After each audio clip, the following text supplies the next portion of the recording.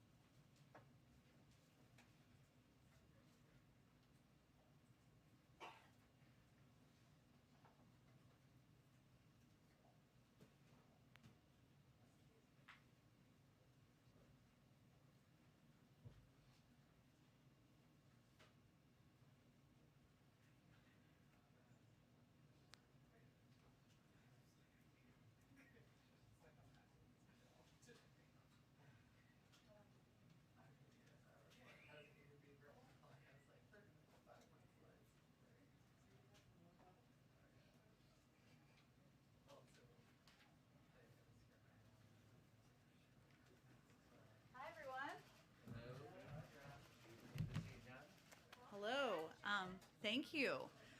Well, thank you. I know it's a later briefing this afternoon. Good things are worth the wait. And with that, I'm pleased to be joined today by Jen Psaki, who probably doesn't need a great introduction as the former NEC director in 2 administrations and the person who's overseeing our American Rescue Plan implementation. He's going to talk a little bit about where we are on housing, take a few questions, and then we will proceed with our normal series of events. With that, go ahead, Jen.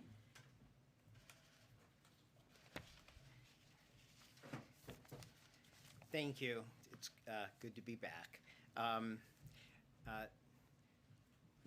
Our president so deeply believes that every avoidable eviction of an American family hurt by this pandemic is an avoidable heartbreak and harm to a family's economic security and dignity. And he has worked and instructed us from day one to do everything within our power to prevent unnecessary evictions for those who have been hurt through this pandemic. What I wanted to do today is just give you a little background on the statement that is coming out today that deals with both evictions, our executive actions, and the emergency rental assistance plan for state and local governments. On evictions, the president has long fought for an eviction moratorium. He actually proposed extending eviction moratorium to September 30th when he came into office, and I believe that was not possible due to reconciliation rules, but that was his initial policy position he put forward. He has also supported the CDC extending their eviction moratorium first from January 20th to May 31st, then from May 31st until June 30th. And then even when there was legal questions and legal risk, he supported them extending it through July 31st. Unfortunately, Supreme Court declared on June 29th that the CDC could not grant such an extension without clear and specific congressional authorization. But given the rising urgency of the spread of the Delta variant, the president has asked all of us, including the CDC, to do everything in our power to look for every potential legal authority we can have to prevent evictions. To date, the CDC director and her team have been unable to find legal authority even for a more targeted eviction moratorium that would focus just on counties with higher rates of COVID spread. But again, the president's focus is for us to do everything within our power, or I should say everything within anyone's power to help prevent unnecessary, unavoidable, and painful evictions. One of the things that he is requesting today is that state and local governments extend or pass eviction moratoriums to cover the next 2 months. Right now, 1 out of 3 renters who are behind in the rent are actually protected beyond the federal eviction moratorium by extended state and local evictions moratoriums. The president is asking that all governors and mayors follow suit and extend moratoriums for for 2 months. 2, this president is asking that his departments that provide mortgage-backed lending extend whatever eviction moratoriums they have the power to extend. So that covers USDA and VA and HUD. Third, we have already announced that those with federally backed mortgages may not evict without 30 days of notice. But today the president is going further in a statement Friday and by the cabinet members and in his instruction today, he is asking that USDA, VA, and HUD and the Treasury Department as well make clear that those who benefit from government-backed mortgages or even tax relief related to housing should not seek evictions. without first seeking the emergency rental assistance funding that allows, that makes landlords completely whole, that can pay up to 18 months of forward and back rent and utilities, that we want anybody who's got a government-backed mortgage to seek that type of relief. Finally, as the congressional leadership discussed and asked, we are going to do an all-agency review to make sure that we understand any potential reason why state and local governments are not getting funds out, and making sure that we are using all authorities, whatever federal authority that we have, to prevent evictions. On the state and local relief, as you know, there was $25 billion in initial emergency rental assistance. Again, this is the rental assistance that can make landlords completely whole and also keep families safely housed. It is a win-win solution. Unfortunately, on January 19th, the Trump administration left by putting in place a completely unworkable, high documentation guidelines that would have never worked. So immediately, Treasury cleared up those guidelines and got the remaining funds out. After that, the president, as part of the American Rescue Plan, added another $21.5 billion of emergency rental assistance. Now, we have stressed, and the president has continued to stress, that state and local governments must do more, all of them, to accelerate the funding to these renters and landlords, particularly as we face the end of the eviction moratorium and the rise of the Delta variant. Now, we recognize this is not an easy task. We as a country have never had a national infrastructure or national policy for preventing avoidable evictions. Matthew Desmond, many of you know, the author of Evictions, has estimated that 3.6 million evictions are filed every year in non-pandemic years, and often for amounts as little as $500 or $600 of back rent. So we realize that state and local governments are often being asked to set up some programs from scratch. But we have listened to their concerns. We have listened to the concerns of others in the housing community, and we have responded. On May 7th and June 24th, we put forward significant guidance that made it clear that you can have simplified applications. You do not have to have documentation for income or non-traditional income or to show your hardship. We put out things that allowed you to pay landlords in bulk payments or utilities for many tenants, and that you could use the funds not only to keep people in their homes, but to make sure that you could help people find new housing or help those homeless or at risk of being homeless. With these reforms, we have seen many states and localities start to succeed, from Louisville to Houston at Harris County, to Virginia, to the state of Virginia. Many places are succeeding. We did see in June the numbers double to $1.5 billion in assistance that went out the door to renters and landlords, helping 290,000 tenants. We expect these numbers to grow, but it will not be enough to meet the need unless every state and locality immediately accelerates funds to tenants. The president is clear. If some states and localities can get this out efficiently and effectively, there's no reason every state and locality can't. There is simply no excuse, no place to hide for any state or locality that is failing to accelerate their emergency rental assistance fund. So the president is asking today that at the state and local court level, that they heed the call of the Department of Justice to pause evictions, to ensure that evictions are a last resort, not a first resort. For those of you who remember, this is what the Department of Justice, Vanita Gupta, put out a major statement on, and what we did the White House Summit with 46 cities to work and encourage them to use these kind of diversionary proposals to avoid evictions.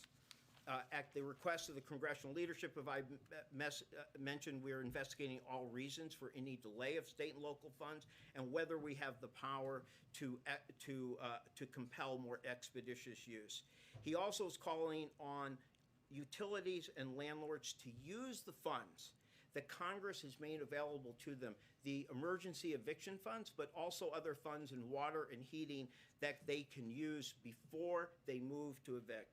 And finally, he's asking the Treasury Department to make clear you can not only use your emergency rental assistance funds, the $46 billion, but any of the funds in the $300 billion state local fund to help with dealing with housing needs of anyone hurt with the pandemic. And that includes working with courts and legal aid and counselors, or to help give more incentives to landlords to cooperate with them who are willing to house those who are homeless, those who are have been evicted, or to provide more longer-term stable housing to the most hard-pressed renters.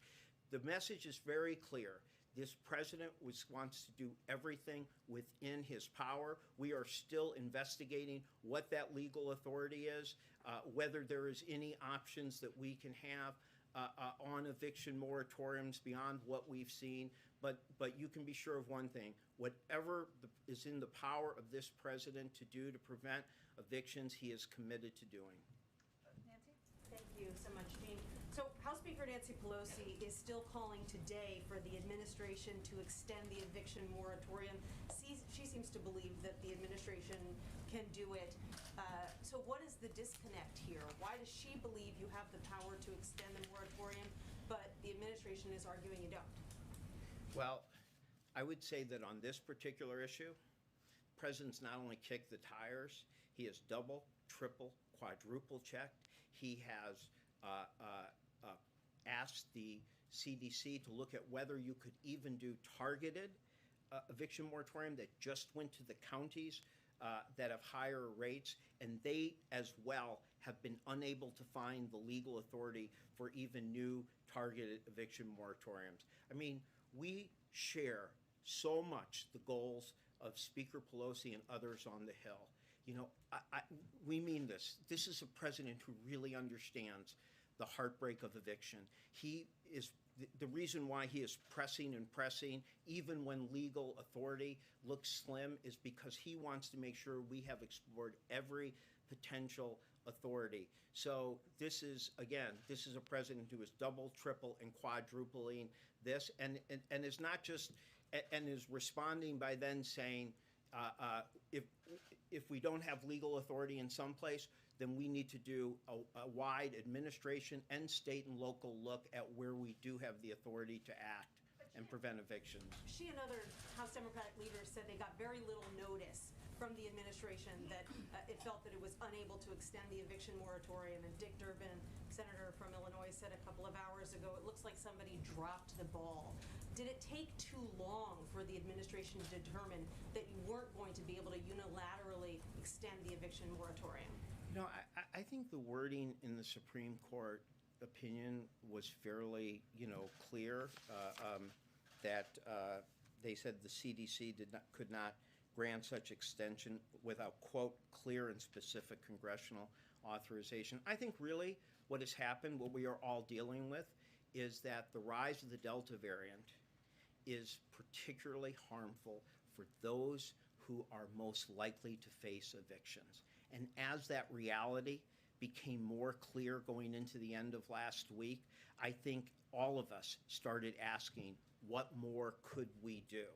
And we were very focused and have been extremely focused on the state and local relief.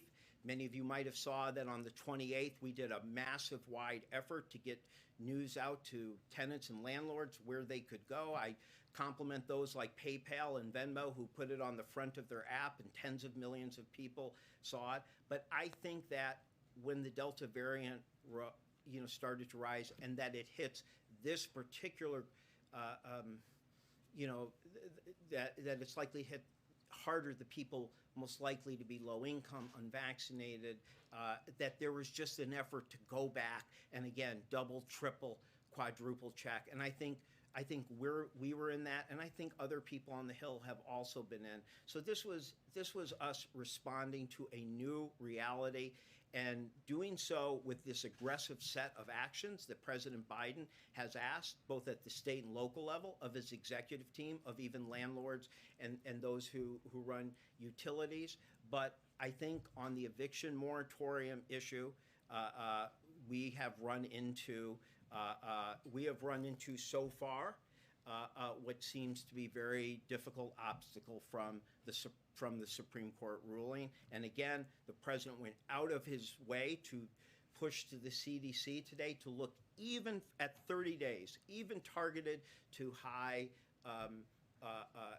counties with higher infections. And the CDC independently came back and said that they could not at this time find the legal authority. I don't think this means this president's going to give up. I think he's going to keep looking and pushing and kicking the tires in fifth, sixth looks, but we're going to do everything we can. Is there any contention or indication? Thank you very much, Mr. Sperling.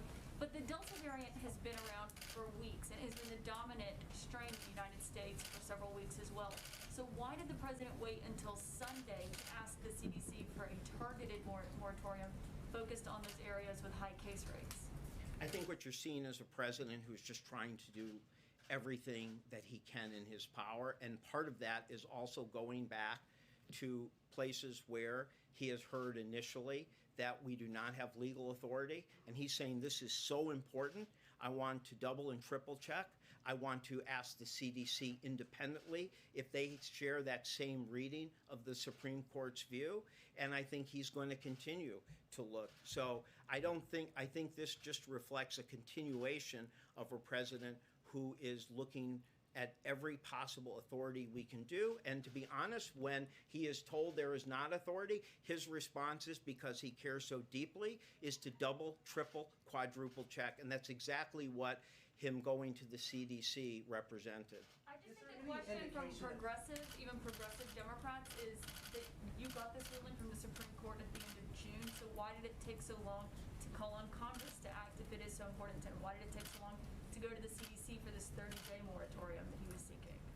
Well, again, I think that the fact that the Supreme Court had ruled that way, I mean, remember, knowing we face some legal risk, supported extending the moratorium to July 31st.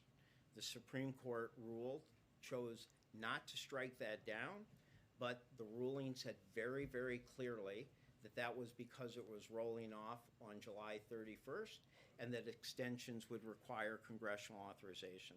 That is clear. Those wordings are nothing special for us. They're something anybody here, can read. I think what you saw was that as the Delta variant was worse, that there was just, the passion to not only look for everything we knew we had the power to do, but a lot of what he's doing is asking us to check, double check, triple, quadruple check. And that's also in terms of what he's asking those of us in the White House to do with the agencies. Where agencies have given more narrow opinions on their authorities and powers, he's asking us to go back and push. On, again, the state and local moratorium, this is not insignificant. 1 in 3 people are in states where they have some additional length of protection due to state and local moratoriums. The Supreme Court does not affect that. So he is asking to extend that as well. So again, I think, what you're seeing here is a consistent behavior. And I think the truth is many people came to the same realization, which was that even though the eviction moratorium was supposed to end on the 31st, even though the CDC had said it was their last extension, even though the Supreme Court had seemed to clearly state that beyond that would require authorization, there was still a desire, a passion by this president to go back and say, are we sure? Are we sure? And he is still asking that question, and that's what he was pressing with the CDC. So it's not that this is the first he's doing on this. This is part of a continuation of him looking down every corner, kicking every tire, doing everything we can for whatever authority we have or policies we can do to protect people, protect against unnecessary evictions, particularly of those who've been hurt by the pandemic. Is there any indication, or is it the contention of this administration, that the undistributed funds that the state and local governments haven't distributed haven't been done so for political reasons? And if so, what's your reaction to that? I'm sorry, that they haven't been distributed? That they haven't been distributed. You are investigating the non-distribution of some of those funds. I think much of it, I mean, again, I think that our country did not have a national infrastructure for doing this. I mean, 1.5 billion went out in June. That is not nearly enough. That is certainly more than has ever happened in a month in our country. So Congress asked us to set that up, for that to be imposed at a state local level. So it requires every state and local government, many of them, to set up processes. So I'm not, again, I understand the challenges they were facing.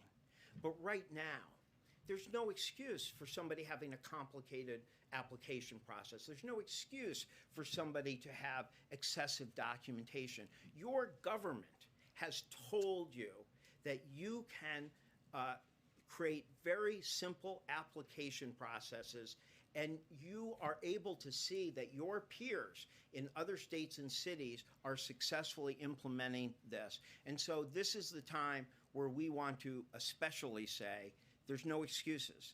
If it works in some places, there's no reason it can't work in every place.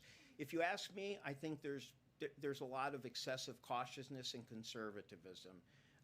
And you know, at some point you have to push people that we are giving you the flexibility to get these funds out. We are not telling you, you can rely on self-attestation for hardship, for income. You can rely on bulk payments. You can rely on factual predicates like how low income the housing area or neighborhood is. At this point, some places may still feel like they have to be overly careful and cautious, and we are saying, no, you don't. You need to get these funds out. But I will say the following too. The American Rescue Plan, in addition to this funds, gave people $350 billion in state and local funds. Those funds are also available. So when people say, well, we need more counselors, or we could do more mediation if we could hire mediators or legal services, or we could help support the court systems, you know, helping to tell people to first seek emergency rental assistance. They fully have that ability. They, in fact, have two pots of money. They can go from the emergency rental assistance, or they can go from the American Rescue Plan. So what can you do about that? I'm not going to tell you that Congress gave us a lot of sticks and punitive measures and carrots, but we're doing everything we can, and we have.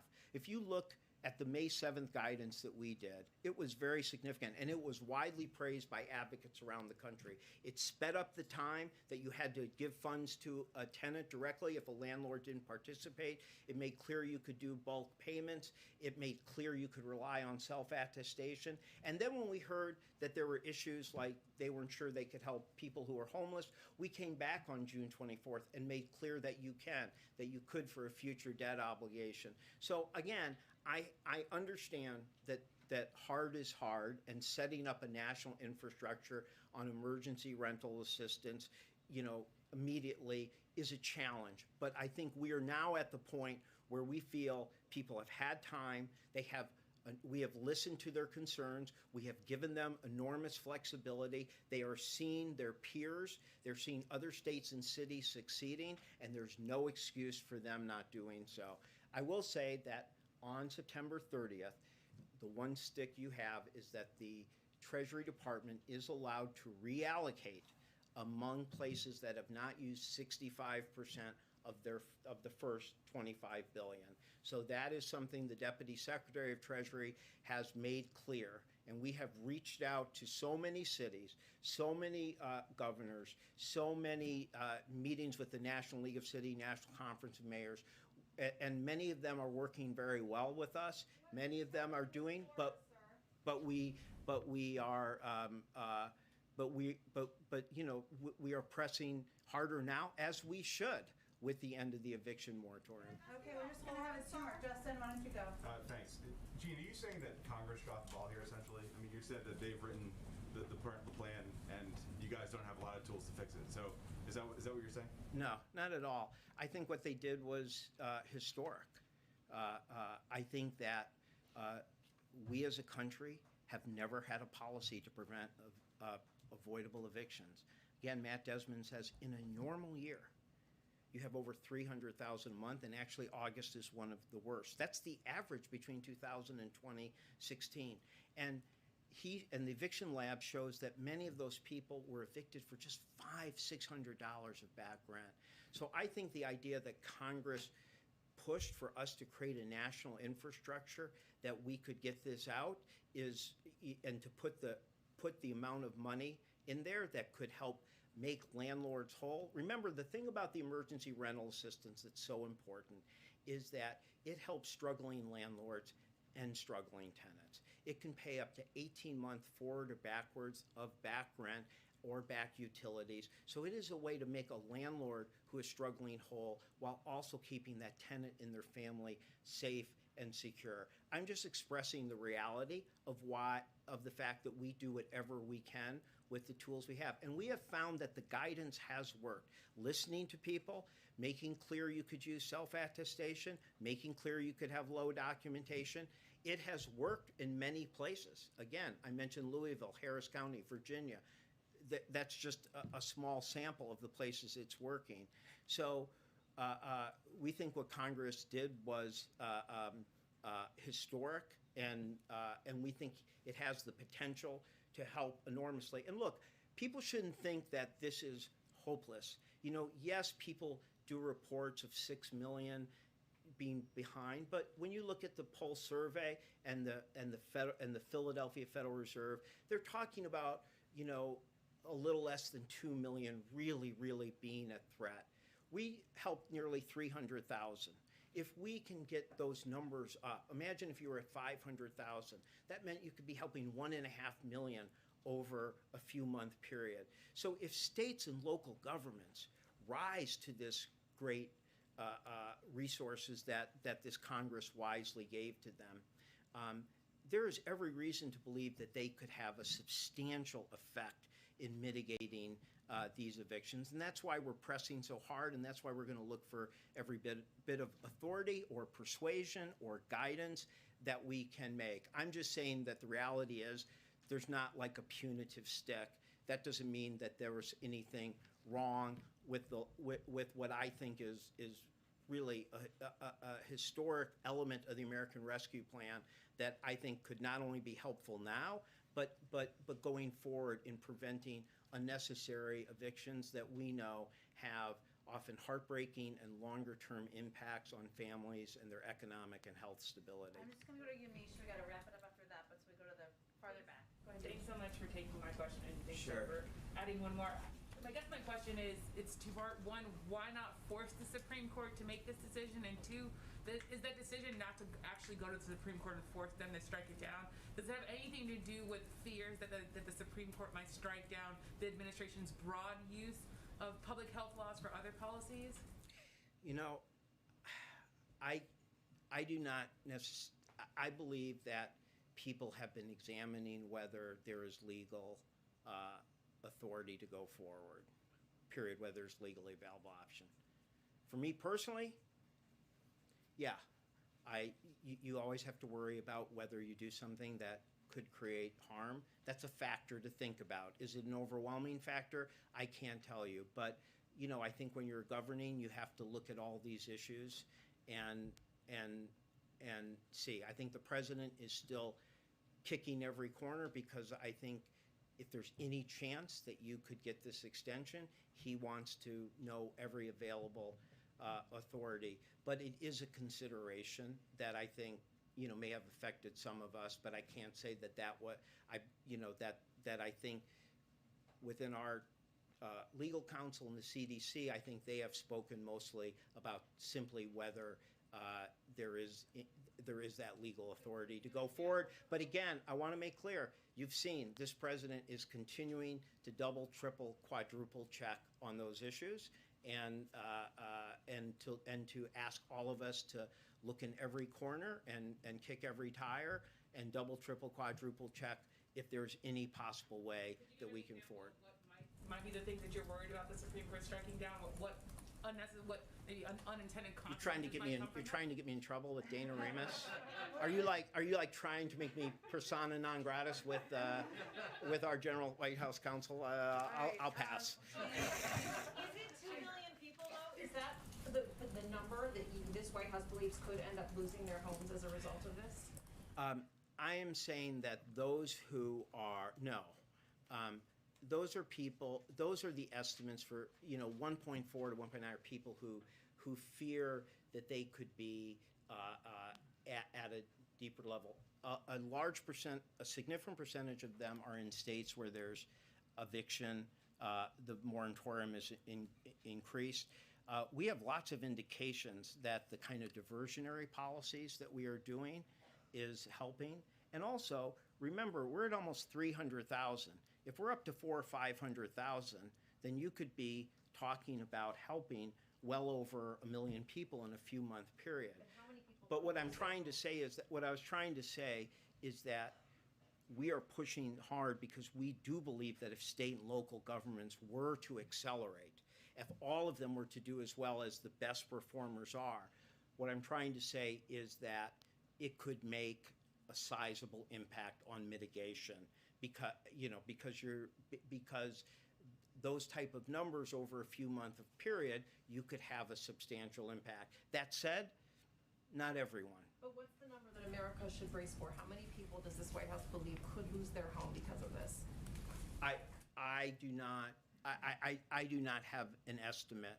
What I was trying to discourage against was the use of just the largest. I mean, sometimes people are just using what is the percentage of 45 billion, or what is the percentage of everybody who says they didn't back pay, and it can make it seem like it can understate the degree of progress.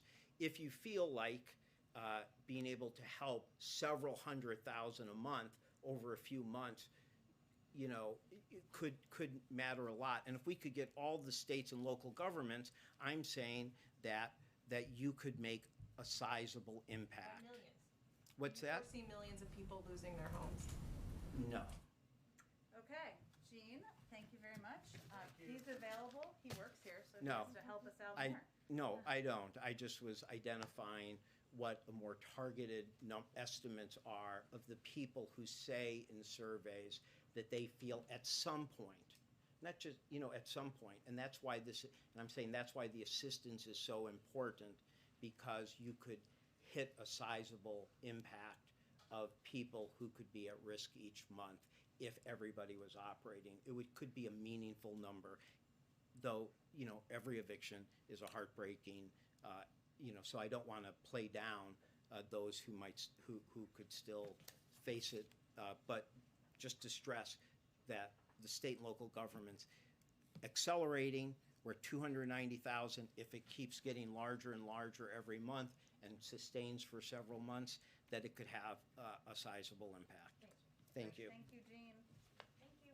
As a native, though, it's Louisville, not Louisville. Okay.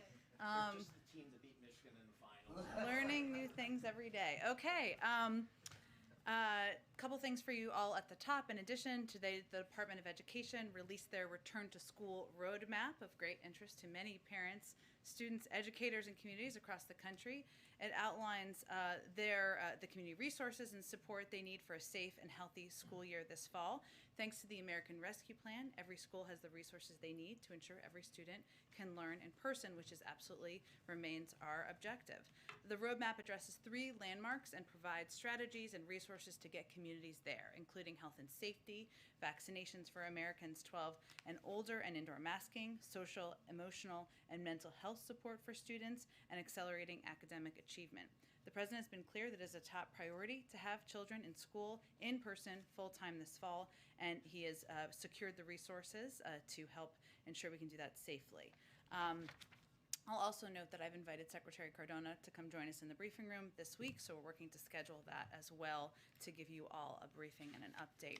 I also wanted to note that with Congress on recess for most of August, we are launching a huge push throughout the month to promote President Biden's Build Back Better agenda and highlight the success of the president's first 6 months in office, especially in delivering economic relief to the American people, creating a record number of jobs for an administration's first 5 months, and spurring on the fastest economic growth during the first half of the year in almost 4 decades. In addition to a regular cadence of White House messaging to support the Build Back Better agenda, key principals, including the Vice President, the First Lady, the Second Gentleman, will fan out to hold events in communities across the country, touting the President's Build Back Better plan to drive more economic growth and invest in America's middle-class families by cutting taxes for families with children, lowering healthcare costs, and meeting the moment on climate change. The President will also promote his agenda throughout the month. They'll be joined in that effort by the Cabinet, which will be stumping in every corner of the country on the importance of passing both the bipartisan infrastructure bill, can we call it the BIB now? I'm going to try, and the Build Back Better agenda to invest in our economy's strength, make life better for all families, and confront the existential challenge of climate change. As part of that, in the first 2 weeks of August alone, 14 cabinet secretaries will travel to at least 26 cities in 13 states and the District of Columbia, with additional events being added. As just one example, Secretaries Walsh and Raimondo will be heading to New York City this Wednesday to highlight the broad support from both labor and business community for the president's economic vision. With that, Jonathan, kick us off. Thank you. First, one follow-up to the evictions thing, and then moving on to foreign Sure. policy. Quickly on this, from the briefing we just received, it seems like the White House does not want to challenge this in court. But lawmakers, Democratic lawmakers who are unhappy with the response so far, are basically saying, and I'm paraphrasing, don't let Brett Kavanaugh stand in the way of this. Why not take executive action now to direct the CDC and deal with the court later on? Well, I think what you should have taken from the statement that was put out right before the briefing, and also Jean joining us in the briefing today, is that the president has not given up the option of legal action. He has asked his team to look to kick the tires, just to keep the analogy going, and look at every authority, every option we have to keep more people in their homes. That is his objective. At the same time, he's also focused on the policy options that are at play, whether it's encouraging states to use funding, to get the funding out, to extend the moratorium by 30 days, 60 days in some states that can keep people in their homes, and to see what other policy options we have at our disposal. So we are using every tool we can. We are still kicking looking at legal authorities to see what is possible, but he's not going to take a step without legal authority to do so. How much more time is he going to kick the tires? Well, it's clearly a priority to the president, given the extensive statement we put out this afternoon. He was laser focused on this all weekend, I can confirm for you, and has been from the beginning of the administration. I mean, as a reminder, I know Jean touched on this, but he wanted to see an extension in January in the American Rescue Plan. It obviously wasn't in there. The CDC extended the moratorium not once, but 3 times. We made clear when we did the last extension that would likely be the last extension because of the legal limitations. But, he's going to keep pushing to see what the options are available to him and if there are any additional options available. And then the foreign policy matter. Now that the United States, per the Secretary of State's statement yesterday, agrees with Israel and the UK that Iran was behind the attack against the ship, would the U.S. support an Israeli retaliatory strike on Iran? And how does this matter impact at all the U.S. position in the indirect nuclear talks if they restart? Well, as a sovereign country, Israel is going to make their own decisions. But I will say that as it relates to our own engagement in nuclear talks, which we, of course, do have authorities over or do have decisions to make there, our view is that every single challenge and threat we face from Iran would be made more pronounced and dangerous by an unconstrained nuclear program. So put another way, constraining Iran's nuclear program by returning to the JCPOA will put us in a better position to address these other problems. It doesn't mean that it will take care of the other issues that have been ongoing concerns we've had with Iran. They are a bad actor on the global stage. They have threatened our own military, as we all know. But we continue to believe that pursuing a diplomatic path forward, that pursuing an opportunity to make sure we have greater visibility and into what their nuclear capabilities are is in our national interest. Go ahead. Thanks, just quickly. On Friday, the president was asked whether Americans should expect more guidelines coming out because of COVID, because of the Delta variant, and he said in all probability. So what's on the table? I'm not, obviously, the president is keeping the option open of making sure that that the CDC and our public health officials can make recommendations on what's needed to keep the American people safe. I'm not in a position to preview that or to get ahead of any decisions they may make. What I can reiterate, though, is, and you heard Dr. Fauci and Dr. Collins reiterate this weekend, we've been clear we're not going back to the shutdowns of March of 2020. We are not going back to the economy shutting down. We've made too much progress. Too many people are vaccinated. There's been too much progress on the economic front. But again, he has said from the beginning that we are going to be guided by the science, guided by our public health experts, and we're not going to take options off the table of what they may recommend. And then just on Israel, but different topic, the NIH director says he doesn't see a need for booster shots if we're seeing this model out of Israel, suggesting that boosters are beneficial. So is Israel ahead of the curve on this one? Well, if you're referring to the Israel data from a couple of weeks ago, is that the data? Which was not fully extensive and fully published at the time. I'm not sure if there have been additional details since then. Our health experts continue to look at whether there would be a need for boosters. I would remind you, too, we have, from the beginning, planned for a range of contingencies as we have purchased supply of vaccines, just in case there are boosters needed. There hasn't been a decision made by our public health experts that it is needed even for a portion of the population. If that decision is needed, we will be prepared as a government. Go ahead. Jen, also following up last week, President Biden was asked about the Justice Department additional things that can be done for vaccine mandates. And he said that the Justice Department was looking at that. He didn't have an answer yet. Can you elaborate what the Justice Department may be looking at or exploring in terms of mandating vaccines? Well, I think Karine said this on Thursday or Friday, that a federal mandate from the federal government is not on the table. So I think what the president was referring to is the fact that employers can take that step, just as the federal government, and you've seen agencies do that, has the authority to take that step according to the OLC. So he's not looking at it the way that the administration did with mask mandates, where it was mandated on federal property that you had to have a mask. There's not a similar exploration of doing vaccines that way to encourage more people to get the vaccine. Not across the country, no. And just to be clear, can vaccinated people be indoors with other vaccinated people? I mean, is that okay for people to be doing? I know Dr. Collins spoke to this during one of his interviews this weekend, and the good news is there is a COVID briefing coming up this afternoon where you can ask questions of our public health experts, but they've not changed that guidance in the guidance from last week. They updated guidance on masks, but I certainly would encourage you to ask them that during the briefing. Go ahead. Thanks, Jen. Back to the eviction. Several states, including New York and Florida, have been slow to disperse available federal aid to landlords and renters. In Florida, some 2% of available funding has been dispersed. So I'm wondering, has the White House been in touch with Governor DeSantis, for instance, and other state leaders to see what the holdup is, and what did those discussions look like?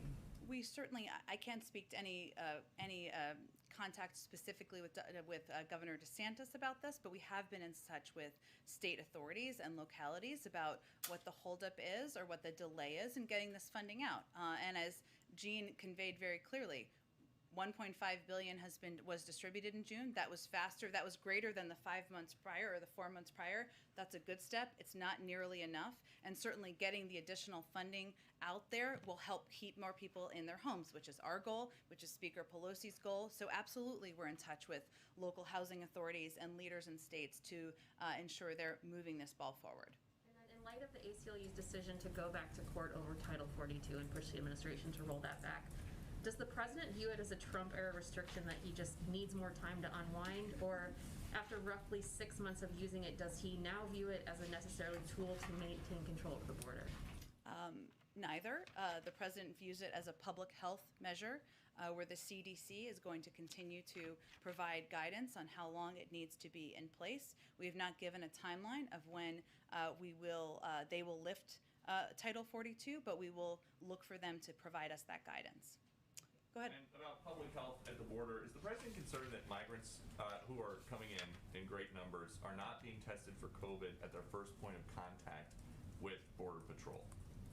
Well, let me give you a little bit of an understanding of what actually happens when people come across the border. First, as to Katie's earlier question, there's been no change in Title 42, so families and single adults are expelled, if possible, when apprehended at the southern border. That's step one. Those who can't be expelled are often placed, and this is, I think, goes to your question, in alternatives to detention programs while their cases are being reviewed. CBP provides migrants with PPE from the moment they are taken into custody, and migrants are required to keep masks on at all times, including when they are transferred or in the process of being released. Our other protocol is if anyone exhibits signs of illness in CBP custody, they're referred to local health systems for appropriate testing, diagnosis, isolation, and treatment. That is our process. Okay, and then just about COVID safety, is President Obama setting the wrong example about how serious COVID-19 is by hosting a big birthday party with hundreds of people this week? Well, I would certainly refer you to the team who is working for my former boss to give you more specifics of what the protocols are in place. But I would note first that former President Obama has been a huge advocate of individuals getting vaccinated. When CDC has provided guidance on is for indoor settings in high or substantial high zones of COVID cases. This event, according to all the public reporting, is outdoors and in a moderate zone. But in addition, there is testing requirements and other steps they are taking, which I'm sure they can outline for you in more detail.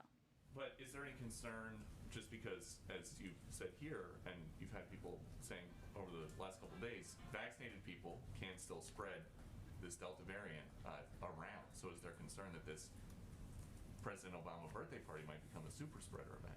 Well, I think, Peter, the guidance is about what steps people can take when they're in public settings. Indoor settings specifically was the new guidance to keep themselves and others safe. In terms of what protocols they are taking, I would refer you to them, and I'm sure they can give you more details. And just last one, so people who are watching this at home and they see, well, President Obama can have a party with several hundred people, should they think that it is okay for them to have a party with several hundred people now? Well, we certainly advise everyone to follow public health guidelines, which I know the former president, who is a huge advocate of getting vaccinated, of following the guidance of public health experts, would certainly advocate for himself as well. Go ahead, Kelly. Senator Lindsey Graham has announced that he has tested positive for COVID after being vaccinated and will be doing some self-isolating, which could have an impact on, for example, the bipartisan infrastructure. So what is your reaction to that? And secondly, does the administration feel like they need to get more sources of information on breakthrough cases, given the anecdotal experience many people are having of seeing more incidents of that, beyond just the issue of hospitalizations and deaths, but more information about how much the breakthrough cases are spreading? Well, let me first say that every single piece of available evidence shows that breakthrough infections are rare and mild, and that is according to a range of data. So according to new research from Kaiser Family Foundation from January to July, the rate of breakthrough cases reported to states is below 1%. We've seen data come out from England, Scotland, Canada, and Israel showing that vaccines are about 80% effective in preventing illness from Delta and about 90% effective in preventing hospitalizations by Delta. CDC is actively tracking tens of thousands of people in cohort studies, as I think you know, and we've talked about a little bit in here. Some of them doing weekly PCR testing, which includes healthcare professionals, first responders, hospitalized adults, and people in long-term care facilities. Also, states and hospital associations are reporting their own data. Now, we know there's an interest in getting that data. We support that. Dr. Walensky says that they plan to release that as well, which we, of course, support as well, and it's important for you all to look at. But I would note that, and I thought this was important because if you look at the power of vaccinations, you're looking at specifically the numbers of, according to 7-day averages of January versus July. January is, of course, the lighter numbers, and then the darker number is July. And if you look at hospital admissions and deaths, this is really because of the impact of the vaccine and how effective it is at preventing people from being hospitalized and dying from COVID. We certainly do hope that Senator Graham has a speedy recovery and experiences mild symptoms, and we wish him the best of health through that. In places like Florida, where hospitalizations are at a record level, Yeah. is there any concern about the number of resources available, rationing of care, additional equipment that needs to be sent in, or personnel to assist? Well, one, we stand ready and available to provide any assistance that is needed, whether that is Florida or any other part of the country. We've done these strike forces. We are at a very different point in the pandemic than we were a couple of months ago. We have ample vaccine. We have ample experts. We have ample resources to provide them. I will note, as you touched on there, 20% of the cases we're seeing are in Florida. There are steps and precautions that can be taken, including encouraging people to get vaccinated, encouraging people to wear masks, including allowing schools to mandate masks, and allowing kids to wear masks, which is not the current state of play in Florida. So, at a certain point, leaders are going to have to choose whether they're going to follow public health guidelines or they're going to follow politics, and we certainly encourage all governors to follow the public health guidelines. Go ahead. Thanks, Jen. As you know, the UK and EU are now reopening to vaccinated travelers from the US. Can you give us an update on the decision-making process here in the US about whether and when to reciprocate? Certainly understand the question. I know there's a lot of people out there who are eager to see loved ones, to travel, to return to flights between our country and many countries in Europe. I don't have an update. There's ongoing discussions on a policy level with public health officials. As you know, we have these ongoing working groups, but I don't have an update on the timeline of a decision. And then the HHS Inspector General announced today that they are opening an investigation into this large tent camp at Fort Bliss that houses migrant children because of reports that kids were having panic attacks and exhibiting self-harm. I'm wondering, have any changes been made already to address some of those concerns, and how big of a concern has this been for HHS and the White House?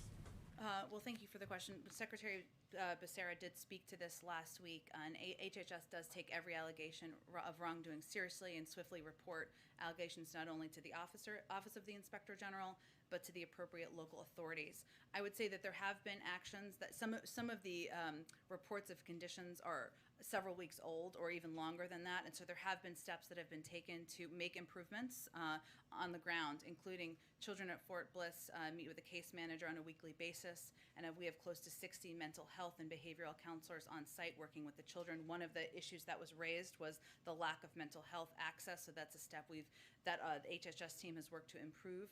More than 1,000 staff at the OR at Fort Bliss have received required training, including child best welfare practices, behavior management, trauma-informed care, cultural competence, and reporting. Training is ongoing as well, and this is certainly an issue we take quite seriously. These reports were made directly to the Office of the Inspector General, and improvements have been made. We're told you have a hard out, so maybe like two more. Okay, go ahead. Thank you, Jen. A couple of quick questions. One on vaccine misinformation. Since President Biden and the Surgeon General, have spoken about the issue, you've spoken about it as well. Has the White House seen the companies, specifically Facebook and the other social media companies, take any steps to address vaccine misinformation? Any notable changes that you have seen? It's a really great question. I will have to talk to our team and see if there's any specific notes of improvement that we can call out. I'm happy to do that or connect you with them directly. So the reason I ask is obviously because we're seeing this increase in vaccinations again, and that seems to be tied to the number of cases going up. But we're just sort of wondering if there is anything that we can tie back to maybe some of the misinformation campaigns being contained. Well, look, I think that it's hard to draw a connection to one specific step in any local community. But there's no question, you see this anecdotally through a lot of your reporting, which is where people see their neighbor got a vaccine, their friends got a vaccine, and they're okay. And on the flip side of it, they had a friend or a neighbor who was hospitalized, and it made them go and get a vaccine.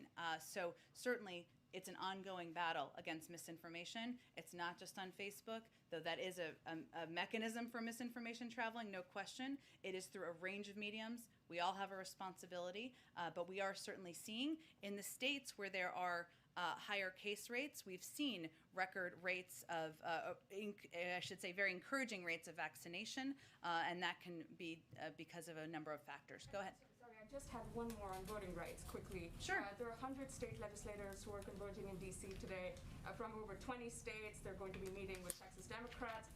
We did see the Vice President meet with Texas Democrats earlier. I just was curious if the President and the Vice President plan to meet with these lawmakers and if they have any message for them. Well, first I would say the President and Vice President, the message to them is we stand with you and believe that voting rights are a fundamental right for the American people across the country, and the President would love to sign voting rights legislation into law. This will continue to be a fight of his presidency, and that's why he's asked the Vice President to lead this effort. Go ahead. Two quick ones for you. The U.S. has now hit the President's July 4th goal to get 70% of American adults with one shot. What is his reaction to that goal being met a month late? Well, it was a goal that he set. We set as an administration because we believe in bold, ambitious goals. I would say it's a significant step that we have hit 70% of people in this country, of adults who are vaccinated. That's a good sign. It will help protect communities. It will help protect families and save more lives. But we've said from the beginning, even when we set this goal, our work would not be done, even when we reached it. And so we're forging ahead. And I want to follow up on something from Friday, which is that was said on Friday. Agencies are going to be paying the cost of testing for workers who choose not to get vaccinated. Does that mean taxpayers are going to be paying for the test of federal workers who choose not to get vaccinated?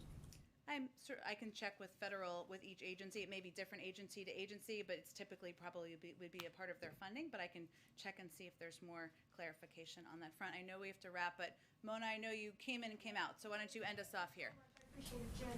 A couple of things. I want to follow up. I was asking the President on Friday before his departure, why hasn't he, I have an inkling, but for the American people, why hasn't he signed an executive order on the VRA? That's the one thing. And then to follow up on the eviction moratorium for context, there, of course, you probably know there is landlord state, renter state type of situations. And so in the state of Florida, it is a landlord state, meaning the law favors landlords. Some of my research has indicated that renters are having a difficult time in a general sense, and now that they have these tools that they can take advantage of from the government, they are facing more stress and a lack of cooperation from these landlords. I've gotten a lot of that over this past week. I have been following this since a month or so ago, reporting on this weekly. And what I'm hearing more and more is that people are afraid that they're just not going to get the support because of that lack of cooperation. And I know it's been addressed, but what do you think we can do, or the government can do even further to make sure that these states and local municipalities are cooperating? Well, Mona, I think one thing that's really important is to make sure that communities understand best practices and that they know how to get this funding out.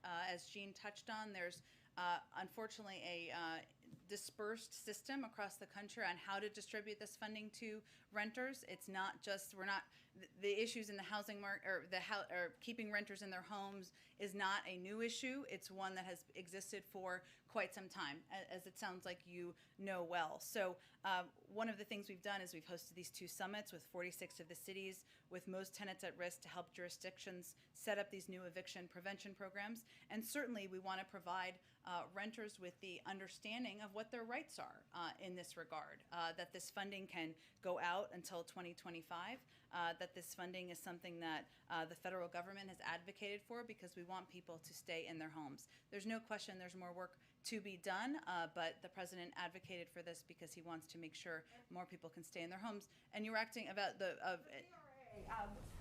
just principally, people want to know if the President can sign an executive order for transgender rights, for example, why can't he find the same power, does he have the same power to sign an executive order for the VRA?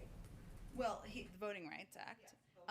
First of all, I would say that in order to make change permanent, you need legislation and you need laws passed. And the President is looking forward to and eager to sign voting rights legislation into law. There have been ongoing discussions, many of you have reported on, and he's going to keep at it. He did sign a voting rights executive order early on in the administration, a historic voting rights executive order, which he wanted to tap into every authority he had from the federal government to protect people's rights, but certainly making laws permanent will protect them longer term. I know we'll have a longer briefing tomorrow. Thanks so much, everyone.